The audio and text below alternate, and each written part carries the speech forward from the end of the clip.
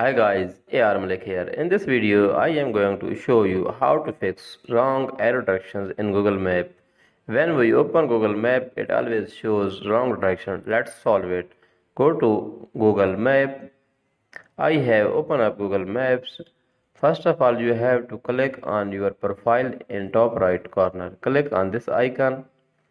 Now you have to scroll down and simply go to settings option in bottom. Click here. Now you have to scroll down and find an option of navigation. Click on this navigation button here. Click on this option navigation button. Now scroll down in bottom and there will be an option. Let's search an option.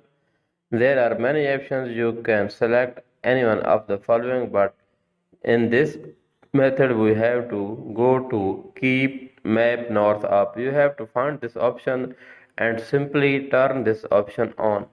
When you turn this option on, your Google Map will show always right arrow directions. With this method you can solve this problem. Like, comment and subscribe my YouTube channel.